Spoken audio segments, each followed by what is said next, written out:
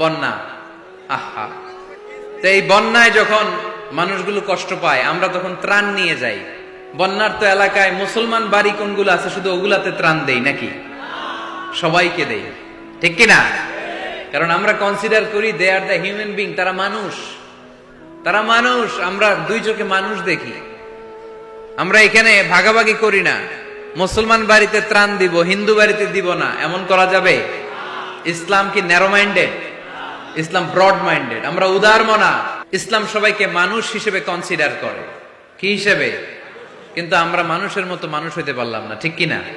এই দুনিয়া এখন তো আর সেই দুনিয়া নাই, মানুষ নামের মানুষ আছে দুনিয়া বোঝায়, সেই মানুষের ভিড়ে আমার আসল মানুষ নাই। সুবহানাল্লাহ পড়েন।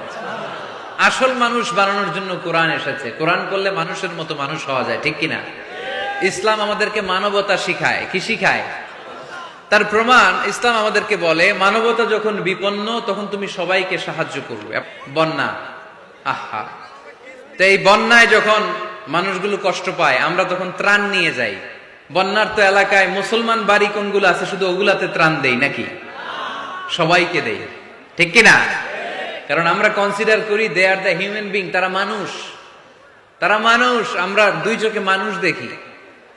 আমরা এখানে ভাগাভাগি করি না, মুসলমান বাড়িতে ত্রাণ দিব, হিন্দু বাড়িতে দিব না, এমন করা যাবে? ইসলাম কি ন্যারো মাইন্ডেড? ইসলাম ব্রড মাইন্ডেড। আমরা উদার মনা। কোন নাস্তিককেও যদি দেখি বন্যার পানিতে হাবুডুবু খায়, আমার সাহায্যের হাত তার দিকেও যাবে। কোন হিন্দু ভাইকে যদি দেখি না খেয়ে মরে, আমার খাবার তার ঘরেও পৌঁছে যাবে। এটাই ইসলাম। তাহলে মানুষকে ইসলাম সবচাইতে মর্যাদা দিয়েছে। ইসলাম ধর্মের 2 নাম্বার বৈশিষ্ট্যের নাম হচ্ছে আল ইনসানিয়া। কি নাম? সবার উপরে মানুষ সত্য, তাহার উপরে নাই। ফামান শাআ ফালইউমিন ওয়া মান শাআ ফালইয়াকফুর। তুমি চাইলে মুমিনও হতে পারো, চাইলে কাফেরও হতে পারো। জোর জবরদস্তি করে ইসলামে ঢুকানোর কোনো সুযোগ নাই। বিষ্ণু ঈসা ইসলাম একবার একটা লাশ দেখলেন, দেখে তিনি দাঁড়িয়ে গেলেন। সাহাবারা বললেন, ইয়া রাসূলুল্লাহ, আপনি যে দাঁড়ালেন এটা তো ইহুদির লাশ। কিসের লাশ? ইহুদির লাশ। বিষ্ণু ঈসা ইসলাম বললেন, আওয়ালাইসাত নাফসান, এটা কি মানুষ না? আমি তো মানুষ দেখে দাঁড়িয়েছি। সুবহানাল্লাহ পড়েন। আমি ইহুদি কোনটা, খ্রিস্টান কোনটা, কাফনের ভিতরে কোনটা ইহুদি কোনটা নাস্তিক আস্তিক ওইটা দেখিনি। আমি দেখেছি এটা মানুষ। এটা কি? মানুষ। সবার উপরে মানুষ সত্য, তাহার উপরে নাই। মানুষের মর্যাদা সব চাইতে বেশি। এজন্য ইসলাম আমাদেরকে মানবতা শিখায়। আল ইনসানিয়া। ইসলাম ধর্মের 2 নাম্বার বৈশিষ্ট্য হচ্ছে আল ইনসানিয়া। সবাই বলেন 2 নাম্বার বৈশিষ্ট্যের নাম কি? এটা মানবতার ধর্ম।